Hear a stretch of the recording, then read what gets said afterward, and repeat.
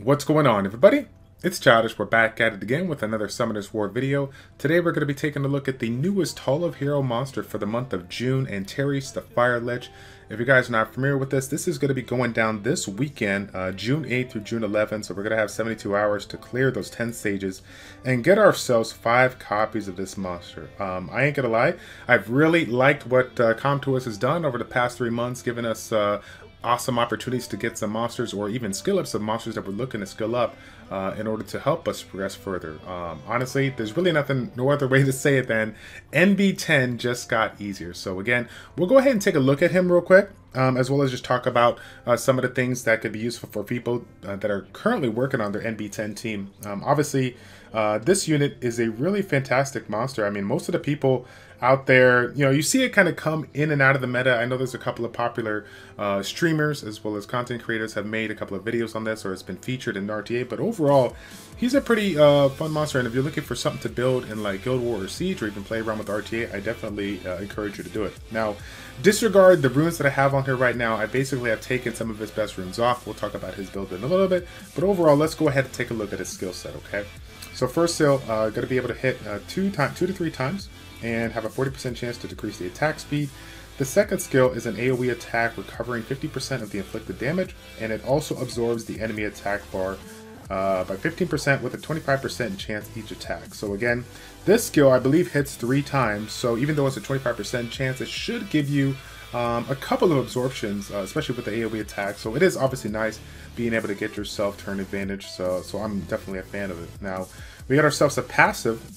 This one provides a instant turn, 50% chance, 15% chance whenever the enemy turn ends here. So if this effect activates, you get the attack, power, and the critical rate increase for 1 turn. So obviously, any additional turns that you can obtain is really, really good. I have played around with this in PvP, and those random times, even though it is 15%, those random times where we get that chance to proc a little bit, it definitely pays dividends. Now, for those that are kind of, you know, guessing as far as like the room builds and whatnot, you guys already guessed it already. Any opportunity that we can get to have that additional turn and take advantage of it, having the Disperse on this unit is probably going to be one of the more popular builds on here. Definitely meta friendly. Now, the Arena Leader skill, obviously critical rate, we can take it, it's nice, but this is not something that I generally see used in Arena. However, I do see it play around within Guild War, Siege, and RTA. Now, why is this unit so unique? Because if you, especially for like RTA or something like that, when you get a chance to throw in a monster like this, especially when you know your opponent is getting the first turn and has this sequence of attacks that are set in play, this unit can definitely upset them and possibly get a stun on a particular monster that basically can break their whole like chain of attacks, right? So again, this is not just for that first turn thing. What about that second to third turns, you know, or moving into the later stages of a match? Any opportunity to just get additional turns and catch the opponent off guard with an extra stun, I mean, is really, really nice. Now, when it comes to the build, again, the runes that I have on here, I threw random runes on for like the world boss, but when I was using this in Guild Wars or like RTA and whatnot, I went with a Despair build, a hybrid build. Basically, it was 2 different builds. I went with like an attack crit damage HP, and I also did an HP crit damage HP with high speed and attack substats. Reason being is that with this setup right now, obviously we're going to get additional turns. We're also going to have an opportunity to recover a little bit of HP. So we still want to make sure that we can do a fairly decent amount of damage. But again, he is an attack-based monster. We want to make sure that he can outlast here. That's what I did in, you know, for RTA, and as well as a lot of other people did, right? Guild Wars though, Guild Wars I played around with a different build, and again, I don't have all the best runes on them, but I'll show you guys my Rika so that you can kind of get an idea of what I was doing prior to. I don't know if I ever showcased this build. I kind of kept it in secret, but I did use the runes that are essentially on Rika beforehand to play around with in with Antares. I put him in a very, very just super tanky build. And then it combined him with some units that provide him a little bit more mitigation, a little bit of resistance, and he just basically became super annoying. He couldn't be taken down.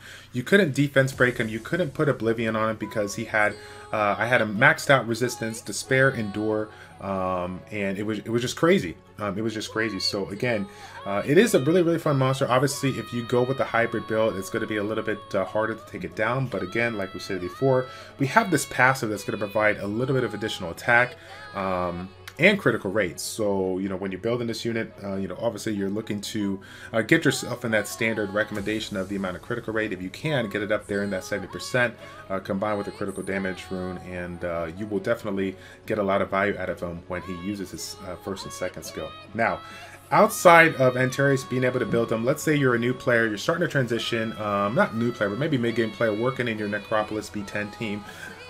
This HoH, without a doubt, is going to be very important for you, okay?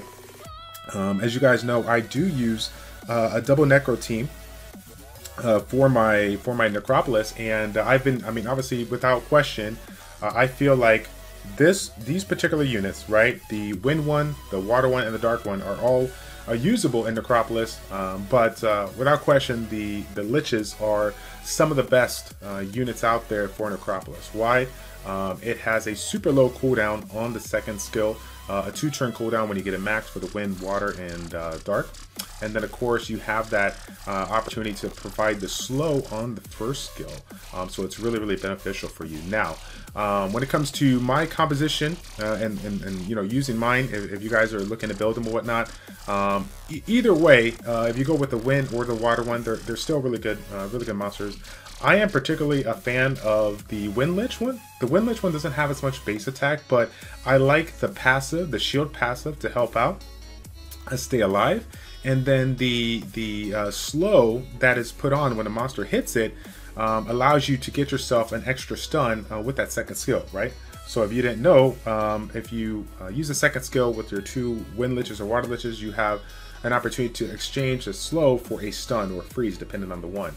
Now the water one has the 25% reduction for critical hit, and then it has the ability to not be stunned, frozen, or whatever. So it's a really, I mean, both of them are really good monsters in general. You've actually, if some of you guys are super in game or been playing around in G3, there's been a couple of people that have played around with some of these liches outside of the Dark Lich in PvP. So again, it's really strong. But I will say this, I'm really happy for you guys to have this opportunity to use it, but it is without question not going to provide you as much value, right, until you get these units skilled up. And again, the cool thing about this is that they all have passive, so it's going to be easier to skill up the second skill, which is what you want to go ahead and do. Now, even with, and it's funny too, you guys can see the RNG going on here with my comp, even though we lost ourselves a unit, you know, the potential of coming back because of all the multi-hits that we're bringing to this party, most notably the liches here, still makes it doable. So even though the RNG